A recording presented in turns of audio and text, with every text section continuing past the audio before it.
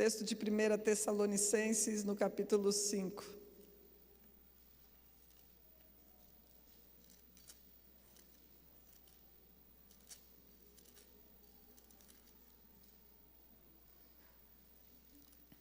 Nós leremos apenas 2 versículos, 22 e 23.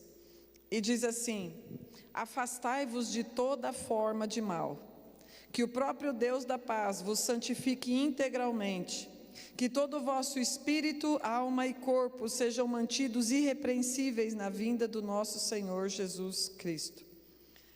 Pai, nós te louvamos, Deus, pela fidelidade da Tua palavra, pela integridade da Tua palavra, e te pedimos, Senhor, que o Senhor a revele pessoalmente aos corações de cada um, e que nós sejamos transformados e vivificados por esta revelação, no nome de Jesus, amém. Queridos, a cidade de Tessalônica, e por isso a carta aos Tessalonicenses, a cidade de Tessalônica era uma cidade grega, e na época ela fica até hoje, só que hoje ela é chamada de Salônica apenas, é a segunda maior cidade da Grécia, apenas atrás de Atenas. Ela é situada no noroeste do mar Egeu, e essa cidade tinha uma relevância econômica, política grande, e numa localização geográfica bastante propícia para que fosse tanto relevante politicamente como também economicamente. O apóstolo Paulo recebeu uma visão de Deus, lá no capítulo 16 de Atos, e Deus falou para ele: passa a Macedônia, vai para a Grécia, Macedônia fica na Grécia, vá para a Macedônia. E então Paulo, juntamente com Silas e com Timóteo, eles estão em Filipos e vão para a região da Macedônia, e eles chegam em Tessalônica, está em Atos no capítulo 17. Quando eles chegam na cidade de Tessalônica, eles começam a pregar nas sinagogas. E eles pregam nas sinagogas tanto para gentios como também para judeus por apenas 3 semanas. Depois de 3 semanas, eles são expulsos da cidade. O pessoal pede gentilmente, entre aspas, o gentilmente, para que eles se retirem. Então ali Paulo, em apenas 3 semanas, forma uma igreja que é muito jovem. E ele está preocupado em como é que essa igreja está. Por isso ele envia Timóteo. Timóteo vai para Tessalônica, volta, oferece um relatório para Paulo, de acordo com como é que está a igreja, e então Paulo redige estas cartas, justamente com recomendações, por causa da preocupação dele em relação àquela igreja jovem, recém-formada, que estava começando a caminhar, e ele não podia estar ali. E o assunto principal da primeira carta aos Tessalonicenses é justamente a respeito da segunda vinda de Jesus. Esse é o teor principal desta primeira carta. Ele faz várias recomendações ali, várias recomendações, mas o teor principal era corrigir o entendimento dos Tessalonicenses a respeito da segunda vinda de Jesus. Esse não é o assunto principal da pregação de hoje. Nós vamos falar sobre fugir da aparência do mal. Mas essa semana eu estava conversando com algumas pessoas, e essas pessoas vieram me questionar justamente a respeito da segunda vinda de Jesus, querendo saber o entendimento a respeito de o que acontece depois que nós morrermos. E existem vários entendimentos que circulam por aí, mas o que é que a Bíblia diz?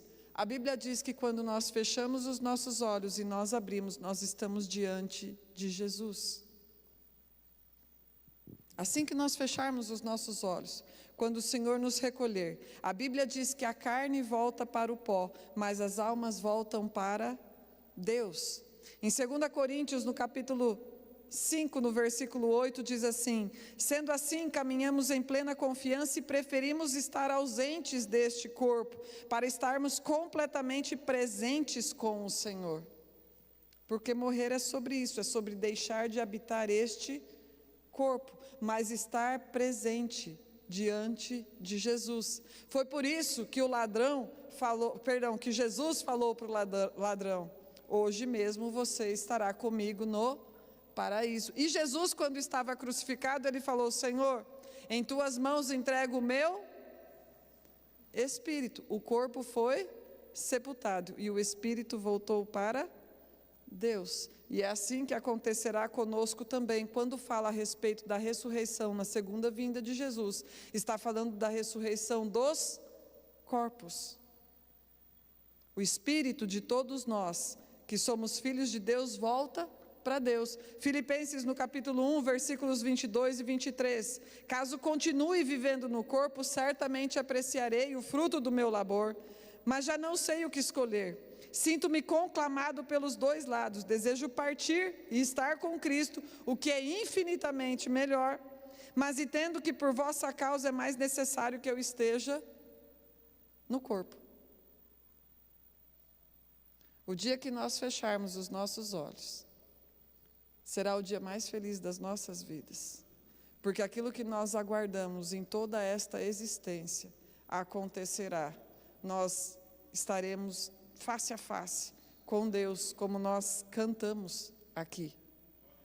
Quando da segunda vinda de Jesus, então os corpos serão ressuscitados, um corpo glorificado.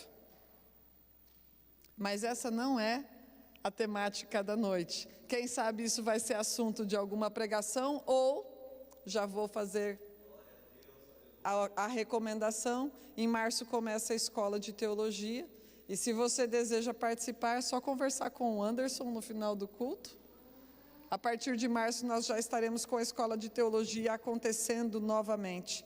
Em João, no capítulo 5, versículos 22 e 29, a Bíblia diz que naquele dia, os mortos em Cristo ressuscitarão para a vida, e aqueles que praticaram a iniquidade ressuscitarão para a condenação.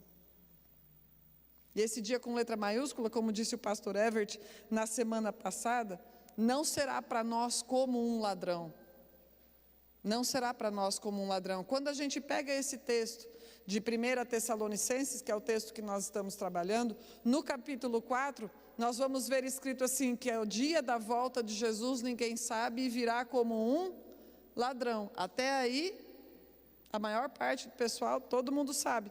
Mas quando a gente vai para o versículo 5, para o capítulo 5, versículo 4, diz assim: entretanto, vós, irmãos, não estáis vivendo nas trevas para que esse dia, com letra maiúscula, como se fosse um ladrão, vos ataque de surpresa. Porquanto vós todos sois filhos da luz e filhos do dia, nós não somos da noite, muito menos das trevas. Para nós, não será uma surpresa, porque afinal de contas, nós estamos aguardando, nós estamos esperando. Então, olha só, é todo esse contexto e é todo este clima que permeia a carta dos Tessalonicenses, a carta aos Tessalonicenses. Uma das dúvidas, das grandes dúvidas que eles tinham era a respeito do entendimento sobre a segunda volta de Jesus Cristo, sobre quando Jesus voltaria. E então Paulo vai ensiná-los a respeito disso. E dentre outras coisas, ele faz muitas recomendações ali no capítulo 5. Quando chega no final, a última recomendação que Paulo fala é: abstende-vos de toda forma de mal, ou fujam da aparência do mal. E é sobre isso que nós queremos conversar nesta noite. Dentre tantas recomendações, Paulo está falando: tenham discernimento espiritual e temor de Deus, entendendo que isso é princípio de sabedoria. Se abstenham de toda forma de mal. Mas como nós podemos ser sábios? Como nós podemos ter sabedoria sem ter tanta experiência, talvez, como era o caso dessa jovem igreja? Uma igreja que não tinha tanta experiência, ela era recém-formada. E olha só o que Paulo está falando: se abstenham de toda a aparência do mal, tenham discernimento espiritual. É preciso discernimento para que você possa saber a respeito do que é mal.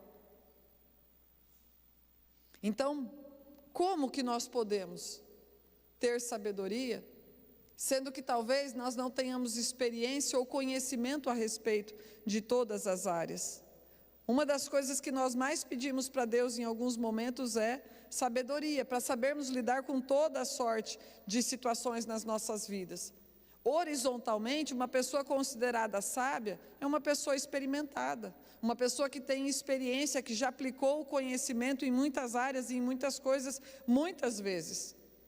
No entanto, a gente sabe que às vezes a pessoa pode ter muita experiência e nem por isso ser sábia. A pessoa pode ter bastante conhecimento e nem por isso ser uma pessoa sábia. Por quê? Porque a Bíblia vai além desse conhecimento, desse entendimento horizontal e nos ensina que uma pessoa sábia é uma pessoa que tem temor de Deus. Não importa a idade, não importa quanto conhecimento nós tenhamos. Temor de Deus é o que faz uma pessoa ser sábia.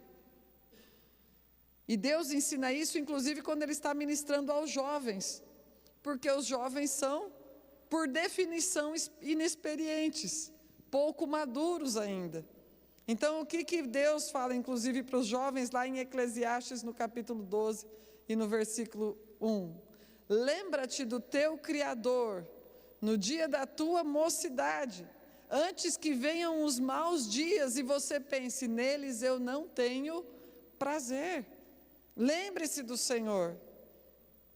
Quando você tem energia para festar, para brincar, para celebrar, para estudar, faça todas estas coisas, mas não se esqueça do Senhor. Tenha temor do Senhor. E aquele que teme ao Senhor se afasta da aparência do mal. E se afasta por quê? Primeiro, porque tem humildade para obedecer. Se afasta da aparência do mal, a despeito dos seus próprios entendimentos. Eu penso que isso daqui não dá nada, mas a Bíblia diz que dá. Então, entre aquilo que eu acho e aquilo que a Bíblia diz, eu fico com a Bíblia. Então, a despeito dos nossos próprios entendimentos, nós temos temor do Senhor para obedecer. Talvez a gente não entenda alguma coisa, não tenha conhecimento acerca de alguma coisa, mas o Senhor está falando e isso é suficiente. Temor do Senhor. E segundo, porque Ele reconhece que a sua natureza é caída, que a sua natureza é pecaminosa e por isso penderá para o mal. Todos nós, pecadores, a nossa natureza pende para o mal. Nenhum cristão que tem temor do Senhor fica andando na beiradinha do abismo. Nenhum cristão fica transigindo com o mal, flertando com a iniquidade, achando que está dominado, achando que dá conta daquilo. Nenhum de nós anda na beira do precipício. Alguém pode habitar na beira do precipício? Às vezes acontece de chegar lá perto por algum motivo. Mas ninguém mora, faz casa e habita na beiradinha. Aí tem gente que acha que pode. O maior precipício que a gente já viu na nossa vida, Evert, eu e as meninas, nós tivemos a oportunidade de visitar o Grand Canyon. É um penhasco de 2 quilômetros de profundidade. É muito profundo. Quando nós chegamos lá, eu vi que não tinha cerca, não tinha muro, não tinha nada. Eu me apavorei, eu falei, cadê minhas filhas? Elas saíram correndo para ir conhecer, e eu como mãe, já surtei de cara. Falei, como assim? Vem cá. Porque não tem nenhuma cerca lá, nada impede. E depois o pessoal vai se acostumando e vai ficando ali na beiradinha. Ainda eles construíram aquelas pontes de vidro ali naquele lugar, e o pessoal então vai até adiante numa ponte de vidro e volta. Claro que a gente foi, né? Eu colei naquele corrimão e nada me fazia soltar dali.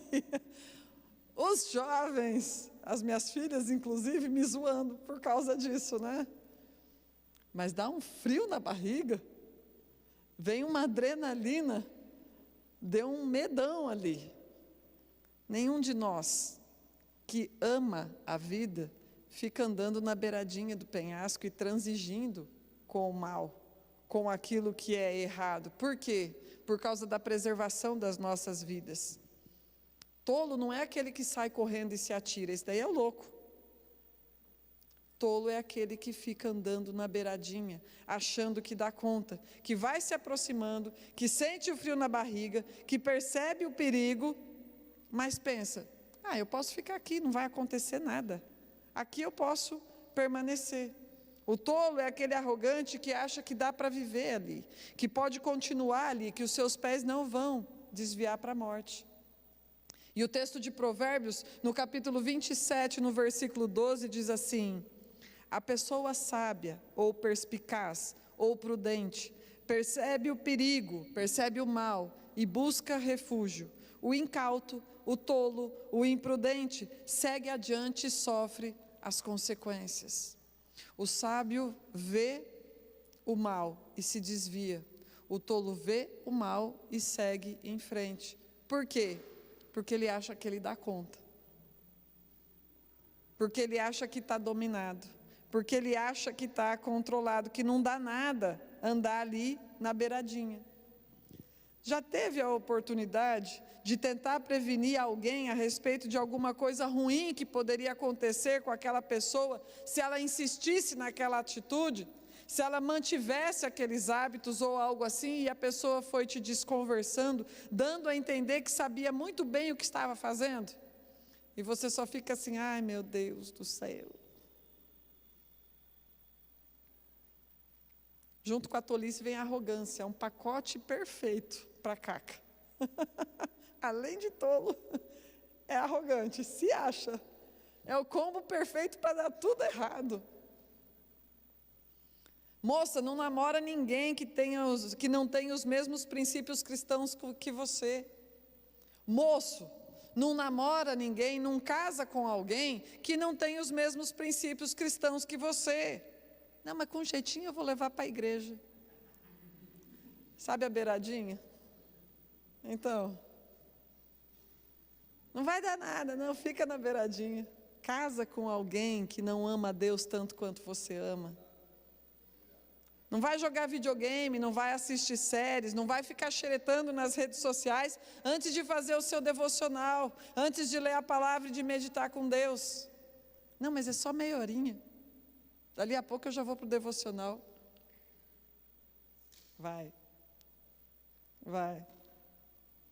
Não deixe de congregar, não deixe de ir no culto se você tem a condição de ir. Não, mas eu estou cansado, eu preciso ficar em casa para descansar. Não, eu tive um dia ruim, eu não estou legal, eu estou com a cabeça cheia, se eu for lá, eu não vou nem... Ainda acha uma desculpa de jogar isso nas costas de Deus. Se eu for lá, eu estou com a cabeça cheia, eu não vou dar o meu melhor, Deus merece o meu melhor, então eu não vou. Gente, quando você não está afim, daí que você tem que ir. Não, chegaram visitas na minha casa em cima da hora. Eu já aprendi a levar visita para a igreja junto, gente. Deus conhece o meu coração. É por isso que eu tenho temor. Você não tem medo disso, não? Dani, Deus conhece o meu coração. Ele conhece o meu também. Eu tenho temor disso, porque Ele conhece o meu coração. Eu que me iludo, comigo mesma, muitas vezes, mas Deus não se ilude a meu respeito. Por isso que o amor dele é incrível. Ele nos ama sem as ilusões. Eu que me iludo a meu respeito muitas vezes. Agora você percebe que tudo que nós achamos que está no nosso controle, tudo aquilo que a gente acha que está dominado, nos torna arrogantes e tolos. Eu sei que a Bíblia fala para não fazer sociedade com o ímpio, mas o cara é gente boa. Conheço desde tanto tempo, mora lá na mesma rua, filho da dona Quitéria, se tiver alguma dona Quitéria. Filho da dona Quitéria, querido pra caramba, íntegro, eu conheço a família e ele vai injetar dinheiro na minha empresa. E a gente vai expandir os nossos negócios. A Bíblia está falando que não é para fazer sociedade mista. Mas ele vai injetar, eu conheço. Tolo. Eu sei que a Bíblia fala para eu congregar, mas tem dia que eu não estou afim. Tolo. Continue fazendo só aquilo que você está afim.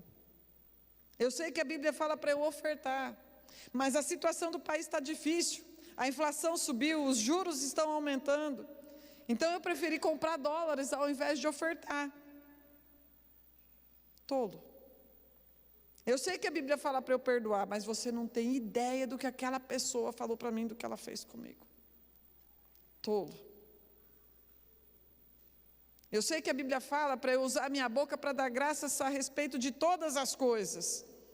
Mas isso aqui não tem como eu não reclamar, não tem como eu não me queixar a respeito disso. Tolo. As principais etimologias da palavra tolo, quando a gente pega o livro de Provérbios, que é um livro de sabedoria, são quesil e evil. É o tipo de pessoa que é indiferente, desinteressada pela sabedoria e pelo conhecimento. Pessoas de conhecimento raso, superficial, que preferem aprender das redes sociais e não se esforçam para estudar, nem para ler um livro, nem para aprofundar a respeito de algum assunto. Falta entendimento, sabe muito pouco a respeito de muita coisa, e isso é um perigo. Não desenvolveu a habilidade de analisar, de avaliar, não se preocupa com as consequências das suas ações e das suas palavras, não controla a boca e se acha sábio.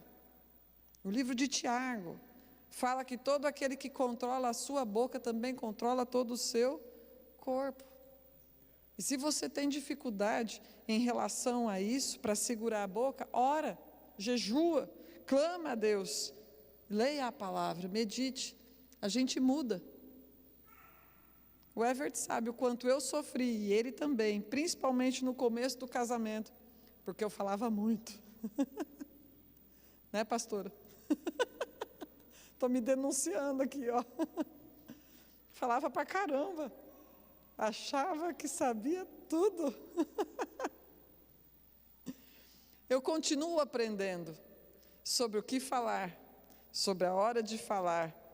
E tenho aprendido também que tem hora que a gente não fala nada, só observa. Tem hora que a gente faz como os pinguins de Madagascar.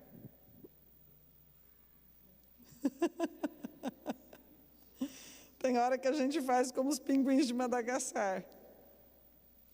A gente não precisa só falar porque está todo mundo falando. Gente, quem fala por falar é papagaio. Deus não nos fez papagaios. Louvado seja o Senhor por isso. Não precisa falar só porque está afim.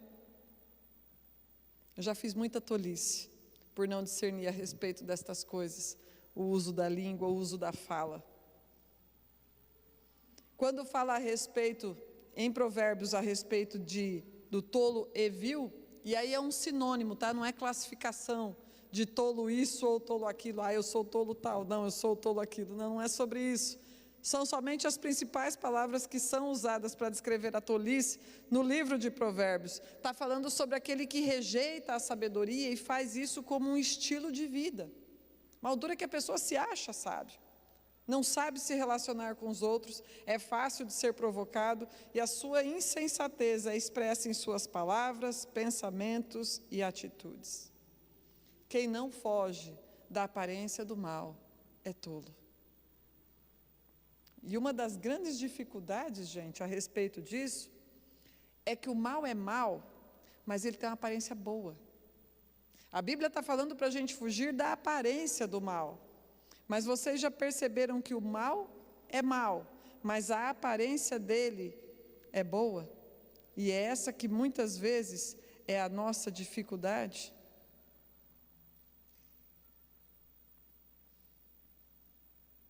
A Bíblia fala para a gente fugir. E por que fala da aparência do mal? A gente fica esperando uma aparência ruim. Tridente e chifre, não é verdade? E não vem dessa maneira. Quando a gente lê Gênesis no capítulo 3, então nós temos um diálogo muito revelador a respeito da aparência do mal. Vamos abrir lá? Gênesis no capítulo 3.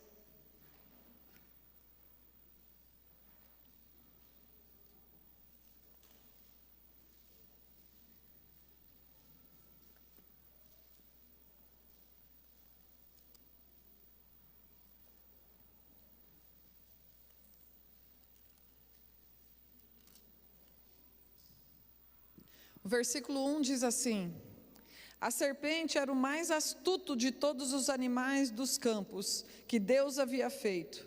E aconteceu que ela questionou com a mulher: Então foi isso mesmo que Deus falou? Vós não podeis comer nenhum dos frutos da árvore do jardim?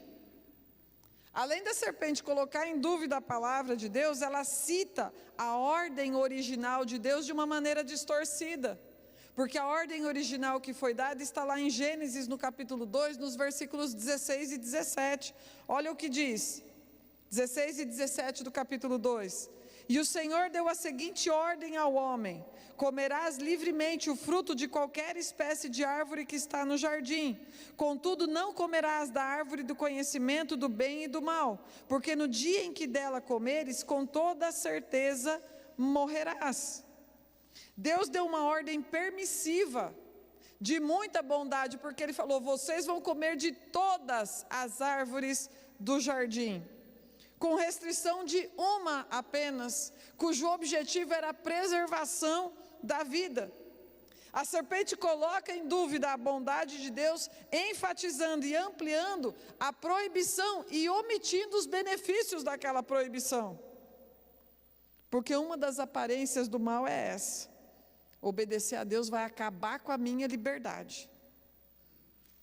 Obedecer a Deus vai acabar com a minha liberdade. Olha o que Satanás chega falando: vocês não podem comer de nenhuma árvore do jardim, vocês não têm liberdade para comer de nenhuma árvore do jardim. Isso está proibido. É aquela mentalidadezinha que reduz a expectativa de um relacionamento pleno com aquele que é o Criador do universo, o dono do mundo, o ser incriado, a sublimidade de toda a existência, a transcendência encarnada, a mediocridade religiosa do pode e não pode. Eu não vou para a igreja porque daí eu não vou poder continuar tomando a minha cervejinha de final de semana. Não quero saber de ministérios porque daí os meus horários vão ficar comprometidos. Não vou conversar com o pastor ou com o discipulador sobre as minhas dificuldades, porque vai que ele pensa que eu não posso mais continuar exercendo os meus ministérios, as minhas atividades aqui. Não quero ser crente porque eu não vou mudar meu guarda-roupa. Não vou dizimar porque eu não sou trouxa de ficar dando dinheiro para o pastor. Quero continuar fazendo as coisas do meu jeito. Isso é liberdade. Agora me fala, o que é uma árvore no meio de uma floresta? Você tem um jardim inteiro de possibilidades inimagináveis, mas acha que o relacionamento com Deus é aquele bendito não, que ocupa 1 metro quadrado em meio a tantos hectares. Você pode tantas coisas, tão sublimes. Você pode falar com aquele que criou a existência, porque Ele é incriado. Ele sempre existiu. Quem criou Deus? E nós fomos os criados. Então nós podemos ter relacionamento com o ser mais sublime de tudo que existe. Você pode falar e Ele te escuta.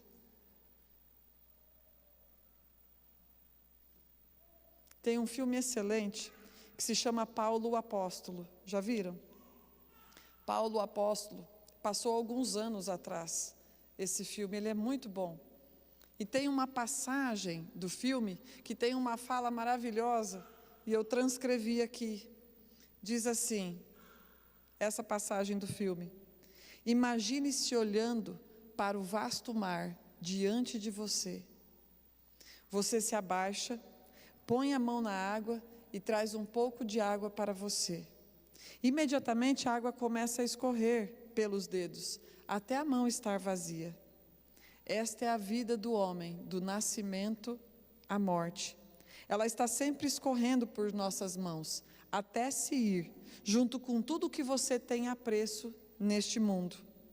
Porém, o reino do qual eu falo, para o qual eu vivo, é como o resto da água do mar. O homem vive por aquele punhado de água que escorre pelos dedos. Mas aqueles que seguem a Jesus Cristo vivem para aquela expansão infindável de mar. E a gente se apega a esse punhado e abre mão da infinitude por causa desse limitezinho tão pequeno que a gente sequer consegue reter nas nossas mãos. O problema da aparência do mal é que ela tem um aspecto de liberdade. A serpente vem falando que Deus tirou toda a liberdade, proibiu todas as árvores, e que para se relacionar com Ele você não pode nada. Relacionamento com Deus não é pode, não pode, pode, não pode, pode, não pode. Não é sobre isso. A serpente é quem nos oferece escravidão e prisão disfarçadas de liberdade. Como que nós chegamos ao absurdo de estarmos na presença do único ser perfeito em toda a existência e falarmos: não quero me relacionar contigo porque eu prefiro continuar bebendo. Não quero me relacionar contigo porque eu prefiro continuar assistindo pornografia. Porque eu quero continuar fazendo as minhas escolhas em relação à minha agenda. Porque eu prefiro continuar usando decote. Porque eu quero continuar fazendo as coisas do meu jeito. Porque eu quero continuar chamando atenção para o meu corpo, porque eu quero continuar egoísta, orgulhoso, iracundo, melindroso, porque eu não quero mudar de vida. De uma forma muito bizarra, o mal se apresenta como uma opção melhor do que Deus. Prefiro o mal, porque eu acho que Deus vai restringir a minha liberdade. O mal se apresenta como liberdade. E é isso que a gente leu aqui no texto de Gênesis. Agora presta atenção no que Eva responde. Olha o versículos 2 e 3. Nós podemos comer dos frutos das árvores do jardim, mas do fruto que está no centro do jardim, Deus disse: dele não comereis, nele não tocareis, para que não morrais. Ela entendeu a ordem, não entendeu? Adão tinha passado para ela, ela entendeu, não entendeu? Mas comparando com a ordem original, onde é que estava escrito que não era para tocar?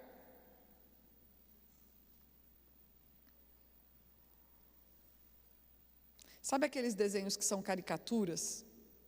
Já viram aqueles desenhos que são caricaturas? Quando são desenhos do rosto de uma pessoa, por exemplo, e daí eles exageram nos traços para que se torne ridículo e engraçado, e não possa ser levado a sério. Caricaturas são desenhos engraçados. Então você vai ver onde de repente o nariz está exagerado, ou então é a orelha que está exagerada, ou então o queixo é bem protuberante. Uma caricatura são desenhos estereótipos, são desenhos exagerados. Para quê? Para que caia no ridículo. E o ridículo se torna engraçado. E é exatamente isso aqui que está acontecendo com a palavra de Deus.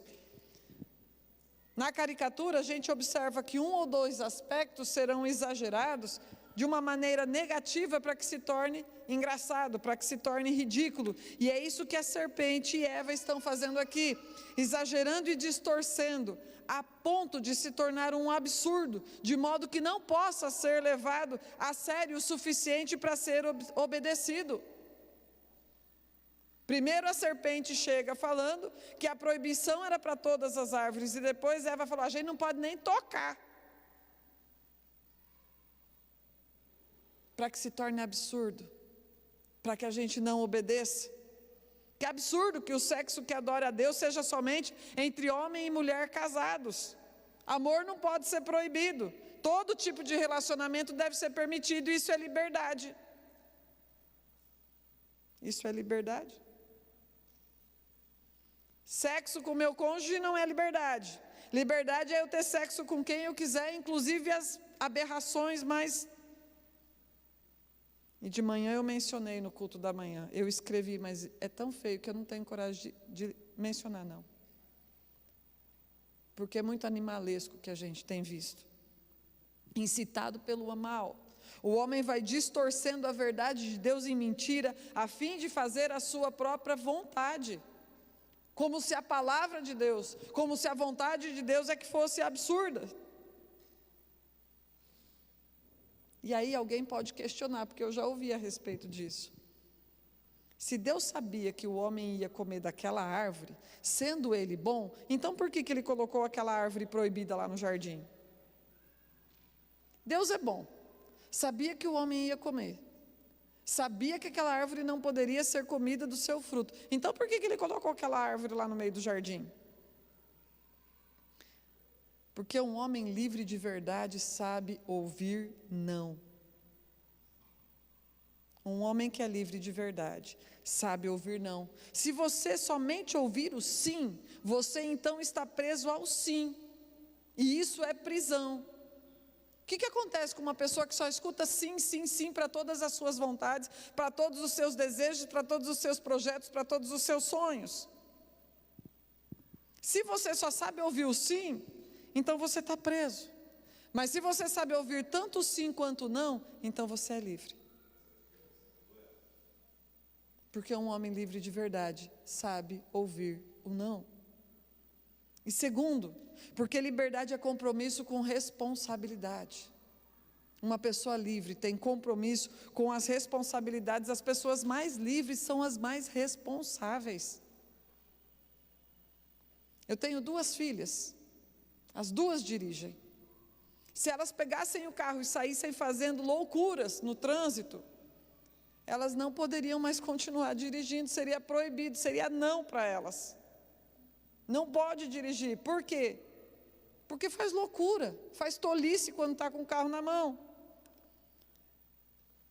Mas se eu tenho uma filha que obedece todos os nãos do trânsito, então ela é livre para dirigir. Por quê?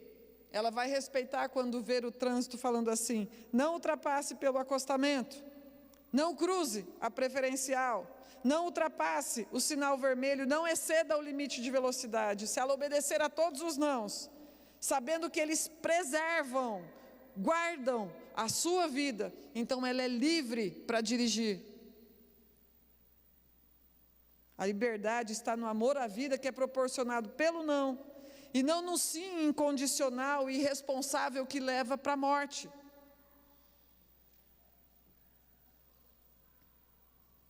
E como filho, se você acha que pai bom é o pai do teu amigo, que deixa você fazer todas as coisas, e muitas vezes ele vem zombar de você falando: meu pai deixou e o teu pai não deixa, então você é um tolo. Um pai bom fala não. Tem época que a gente parece que fala mais não do que sim, inclusive. Tem época que parece que é mais não, não, não. Minhas filhas falaram em algum momento isso. A gente escuta muito não, mãe. Eu falei: eu sei. O que eu falava para elas era o seguinte, uma metáforazinha. O que eu falava para elas na época era o seguinte: eu estou tratando vocês como 2 Ferraris. Se você vai acelerar bastante, você precisa de um freio forte. Se você fosse um Fusquinha, o freio não precisava ser tão forte assim. Mas o meu sonho é que vocês possam ir muito longe, que vocês possam acelerar. Então, para isso, o freio precisa ser proporcional. Aprendi, pastora. Mas se eu tratar vocês como Fusquinha, achando que não vai dar muita coisa, um freio de Ferrari não precisa, um freio de Fusquinha não precisa ser igual a um freio de Ferrari. É muito legal quando pais entendem isso e falam não para os seus filhos, apesar de ser tão difícil às vezes falar não. Tão difícil às vezes falar não. Liberdade é quando a gente faz essa relação entre causa e consequência. Prisão é ser inconsequente. Mas quando a gente faz essa relação entre causa e consequência, nós somos livres. E até hoje a serpente tem seduzido muitas pessoas e levado para longe do relacionamento com Deus, inclusive dentro da igreja, com um pretenso discurso de liberdade, quando na verdade continua conduzindo pessoas para a morte, para longe de Deus.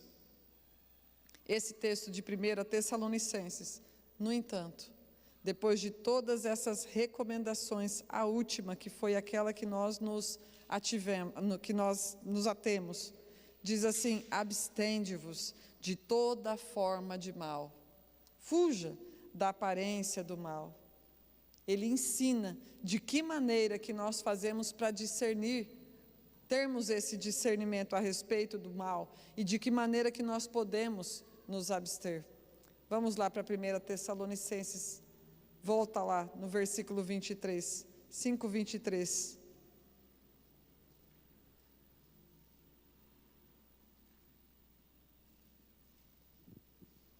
Diz assim: que o próprio Deus da paz vos santifique, que todo o vosso espírito, alma e corpo sejam mantidos irrepreensíveis na vinda do nosso Senhor Jesus Cristo.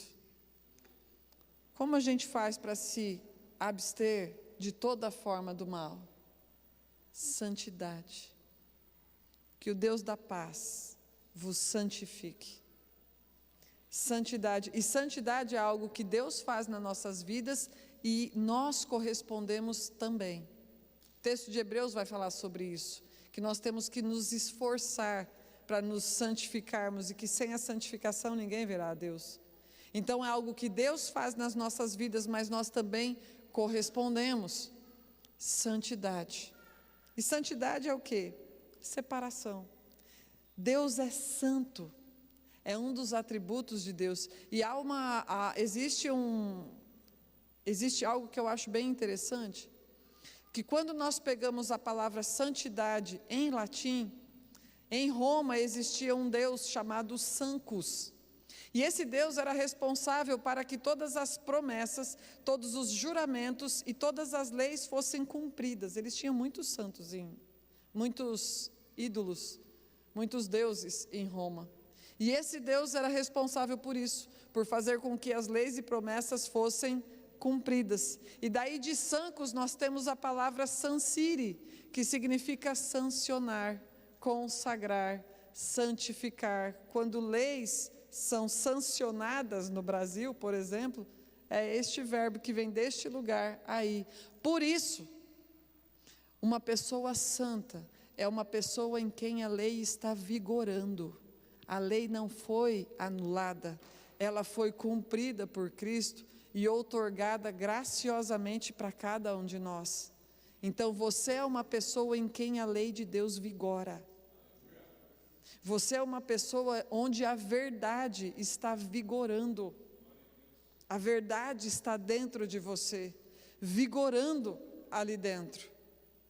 Quando a gente pega o original hebraico, vai estar falando a respeito desta separação.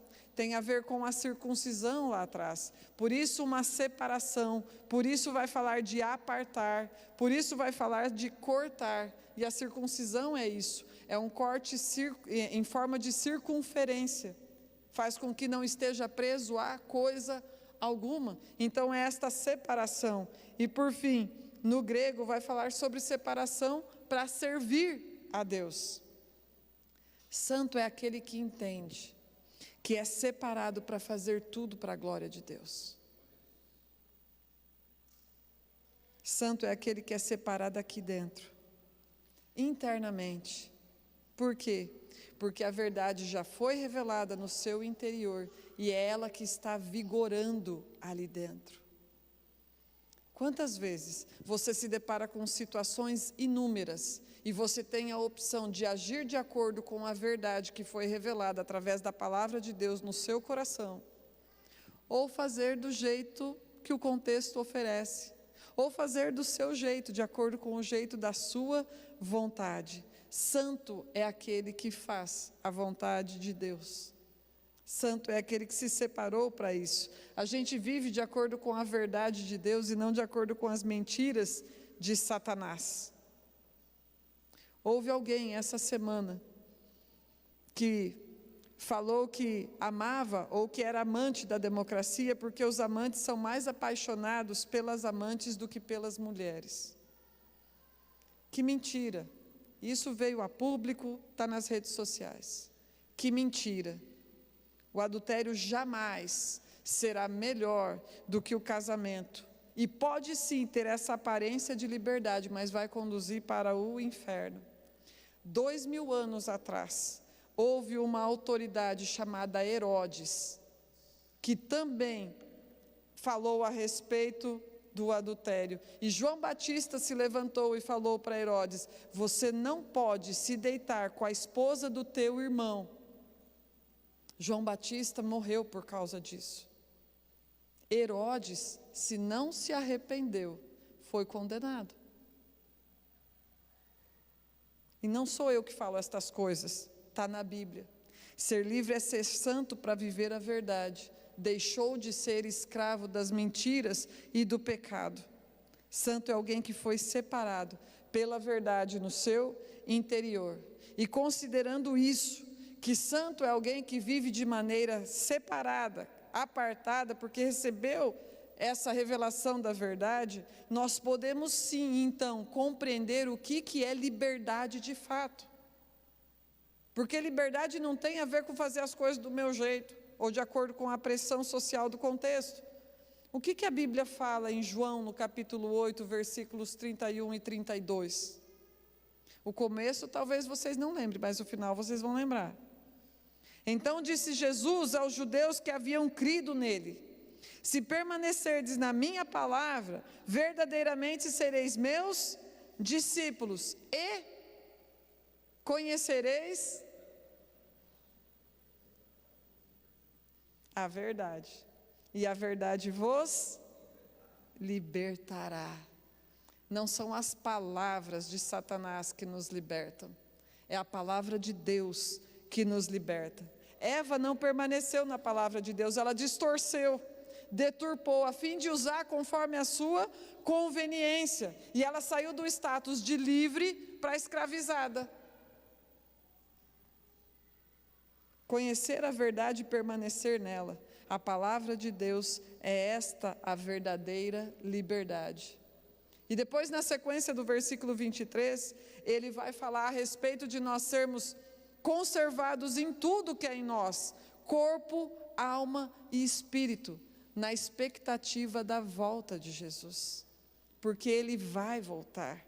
E como disse o pastor Everett semana passada, se vai. Se vai. Essa é a expectativa de todos nós. E por isso nós não precisamos temer a morte, porque nós vamos fechar os nossos olhos e abrir, e nós estaremos diante dele. O motivo de toda a nossa existência, a expectativa de todo filho de Deus e também a expectativa de toda a criação, é esse dia. Nem a morte a gente precisa temer. Nem a morte nós precisamos temer. De manhã eu comentei a respeito disso. Se alguns de vocês estiverem no dia do meu velório, vocês podem ter certeza que eu vou estar muito feliz onde eu vou estar. E assim eu penso que será com cada um de vocês também. O dia que vocês se forem e não mais estiverem nesta terra, será o dia mais feliz, porque conforme Paulo falou, é infinitamente melhor estar ausente deste corpo, porque estar ausente deste corpo implica em estar presente diante de Jesus. Presentes diante de Jesus.